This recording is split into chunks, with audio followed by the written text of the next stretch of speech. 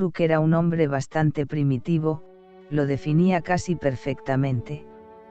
Aquel enorme panzudo, de casi 2 metros de estatura, fuertes brazos, peluda piel y corto cuello, infundía cierto temor en quien lo encontrara repentinamente, cuando deambulaba por los suburbios de la ciudad. Sus cargadas y anchas espaldas tenían mucho del ancestro atávico que, en menor proporción, todos llevamos dentro. Sin embargo, el carácter de Brook era simple y tranquilo. Aquella robusta apariencia era bastante conocida en el viejo bar de Tom y su gruesa voz no impresionaba a ninguno de los habituales del lugar preferido de Brook. Aquella noche, había un grupo de desconocidos tomando cerveza en la barra desde horas muy tempranas y sus altas y destempladas voces despotricaban contra todo y contra todos, bajo la influencia del licor. Brook se paró de la mesa y caminó hasta el cercano baño. Su vejiga ya no daba para más y era necesario vaciarla. En el estrecho camino, lleno de gesticulantes aficionados a la fría bebida, tropezó la pierna de uno de los desconocidos. «Disculpe, amigo», dijo Brook, con voz estropajosa.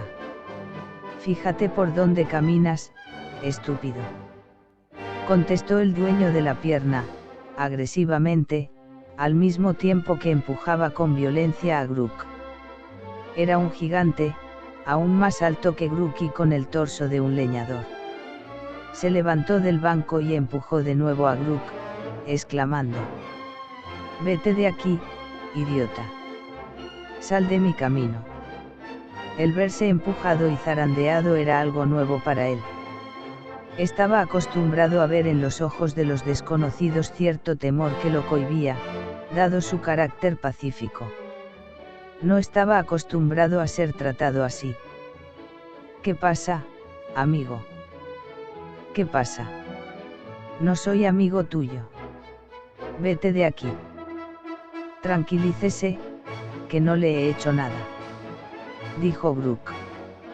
«¿Es que quieres pelea?». Simultáneamente con la expresión, el gigante le lanzó un terrible mazazo que le acertó en la mandíbula, haciéndolo caer y velozmente se colocó a horcajadas sobre el torso de Brook y comenzó a molerlo a golpes. Brook se libró como pudo y se levantó, moviendo la cabeza a los lados para disipar el mareo, cuando sintió que le propinaban un silletazo en la cabeza y cayó de nuevo al suelo. El hombretón, entonces, la emprendió a patadas sobre su cuerpo. Con sus fuertes botas se ensañaba sobre la cara y las costillas de Brook y con cada patada se oían los pujos del indefenso hombre, que se hizo un ovillo en el suelo. La gritería de los contertulios lo mareaban. Aunque todos estaban a su favor, nadie intervenía para detener la desigual y peligrosa pelea. Cuando el oponente se cansó de molerlo a patadas, Brook pudo al fin sentarse en el suelo. Su mente estaba confundida ante el inesperado y bárbaro castigo y en un respiro, se levantó aturdido. Vio a su agresor, pavoneándose frente a él, que ahora se encontraba con sus fuerzas menguadas, y deseó destruirlo. Automáticamente, su mano salió proyectada hacia el pecho del agresivo desconocido y el golpe sonó como una bomba, cuando los fuertes huesos de aquel extraño se quebraron. El enorme cuerpo voló varios metros hasta chocar contra la barra donde crujieron otros huesos y el provocador quedó despatarrado en el suelo. Entre gritos y aplausos, Brook fue cargado en hombros por aquellos contertulios, amigos y tomadores de cerveza, que reían y festejaban la pelea. Griquie no sabía responder a aquella tarea escolar. Por más vueltas que le daba en su cabeza, los nombres se le confundían y los datos no cuadraban. Consultaría con su padre, pero no esta noche de viernes, porque Brook, con toda seguridad, llegaría bastante borracho con la panza llena de cerveza. Esperaría hasta el día siguiente, cuando su padre estaría todo el día en casa, para pedirle que lo ayudara. Seguramente Group sabría las respuestas a las cuestiones que debía investigar. Llegó el día siguiente y Griquie, por más que se había quebrado la cabeza, todavía no había hecho la tarea propuesta por el profesor de biología. En su mente había un desorden total entre lo explicado por el profesor y lo que decían los libros de texto, pero seguramente su padre lo sacaría de las confusiones. Griquie vivía solo con su rústico y adorado padre, desde que su madre los abandonó cuando él era un pequeñín. «Pa, te preparé sopa». «Gracias, Griquie», dijo el hombretón con aquella ronca voz. «¿Qué te pasó anoche? Tienes sangre en las ropas». «Cosas de hombre, Griquie, anoche tuve una pelea». «¿Te sientes bien? ¿No saliste herido?» «Me siento bien. No te preocupes». «Pa. Dime, hijo. Te quiero preguntar sobre una tarea de mi clase de biología». Sabía que su padre nunca había asistido a una escuela, pero Griquie había aprendido a confiar ciegamente en sus razonamientos. Group tenía conocimientos y habilidades naturales que le permitían argumentar sobre los más diversos temas y además tenía mucha experiencia y siempre decía la verdad. Esto valía tanto para las cosas de la casa como para las de la escuela. «Pregúntame, hijo». «Pa, el profesor nos ha pedido una investigación sobre la evolución de las especies, ¿tú sabes?» «No, no lo sé». «Dime un poco más, hijo». «El profesor quiere que investiguemos sobre las especies de animales. Cómo se formaron, de dónde vienen y qué son ahora». «Ya te entiendo, hijo. Eso es muy fácil, ya verás».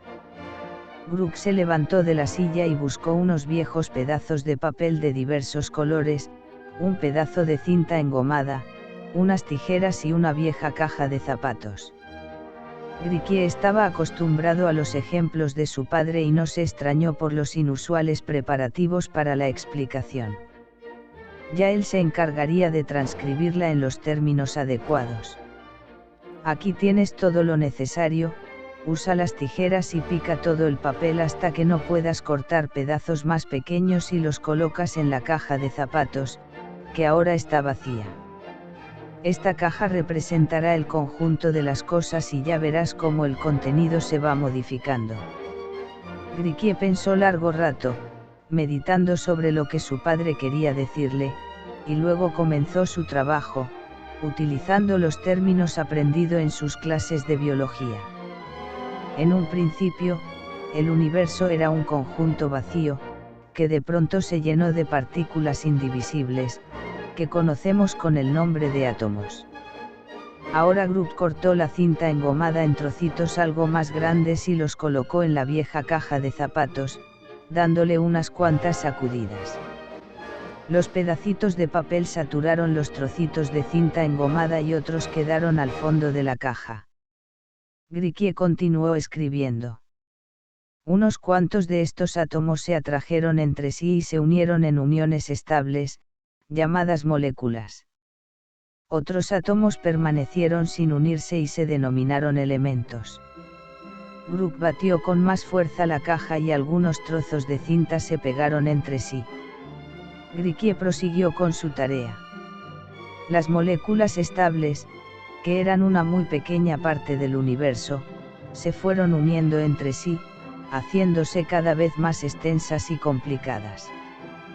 Group tomó ahora los choricitos de papel por parejas, cortándolos por la mitad y le dijo a Griquie: «Fíjate que ahora son el doble, hijo».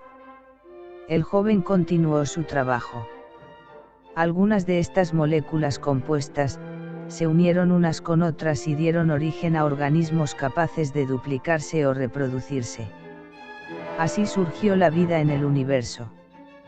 Creo que con esto se explica cómo se formó el universo.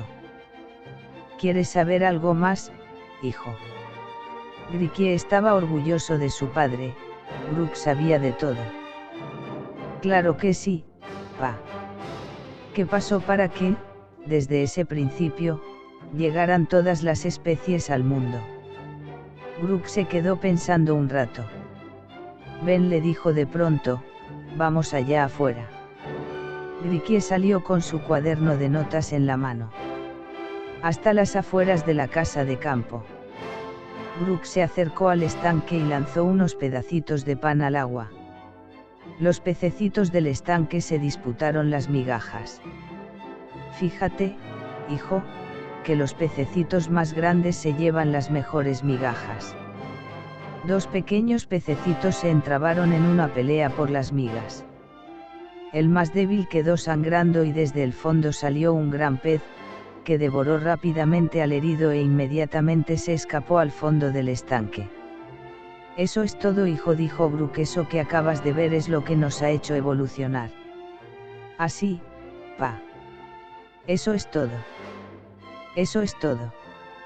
Dijo Brook, marchándose de nuevo a la casa.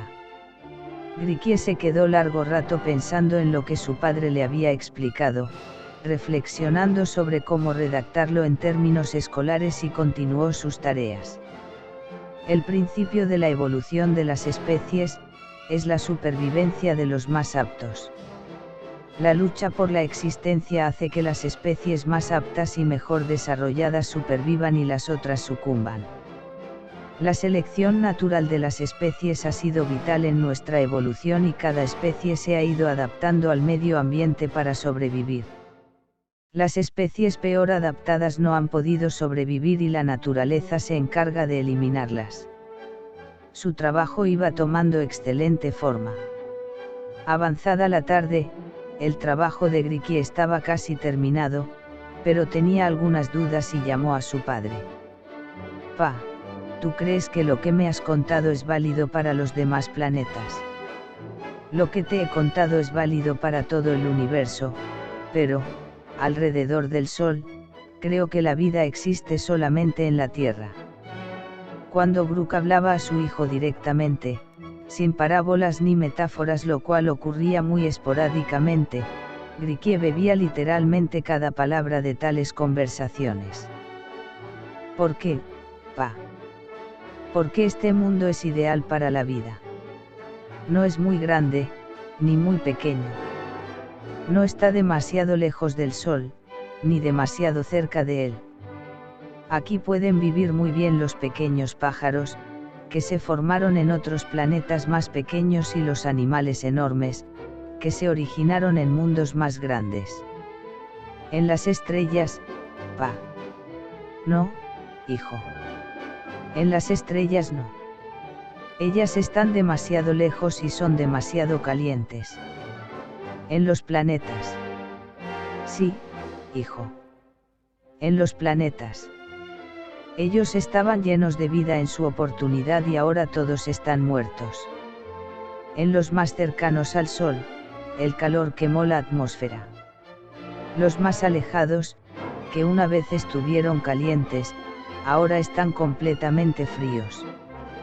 Pero pa, ¿qué pasó con los animales que me dijiste, las aves y los animales enormes?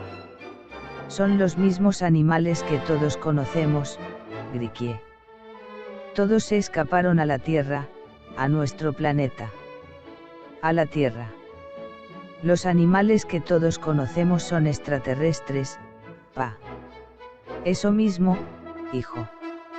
Aquí solo vivíamos nosotros, los hombres y los monos. Todos los animales fueron llegando uno a uno, a medida que sus planetas morían. Ahora todos los seres vivos, convivimos en este pequeño mundo. ¿Y cómo llegaron, pa? Muy fácil, hijo, ellos fliquearon hasta aquí. Fliquearon. ¿Y qué es eso? Es la traslación instantánea. Esa era una cualidad de las generaciones anteriores, perdida en los confines del tiempo. Brook dejó a su hijo solo y se alejó. Griquie meditó sobre todo lo que le acababa de contar su padre y con estas ideas, más lo aprendido en sus clases, elaboró un pormenorizado trabajo y lo presentó, muy orgulloso, a su profesor de biología. Las risas resonaban en toda el aula, algunos de sus compañeros se carcajeaban y otros lloraban de las risas, mientras el profesor, con la cara roja por la risa reprimida, leía en alta voz el trabajo de Griquie. Así que los pájaros llegaron desde Venus. Le preguntó uno de sus compañeros de la clase, mientras soltaba una carcajada. Griquie estaba rojo de vergüenza. Y los elefantes llegaron volando desde Júpiter. Soltó otro. La clase entera coreaba con grandes risas cada pregunta. El profesor, reprimiendo la risa, le devolvió el trabajo. Aquí está tu nota, le dijo. Aquel trabajo, su largo y esforzado trabajo, le fue devuelto con un gran cero en rojo sobre él. Griquie lo tomó y sin voltear a ningún lado, salió corriendo del salón de clases, con los ojos arrasados de lágrimas. Al día siguiente no asistió a clases. La vergüenza que sentía era tanta, que pensó en no volver más a aquel lugar. Aún parecía oír la risa de todos sus compañeros, mofándose mientras él corría. Y todo por hacerle caso a Gluck.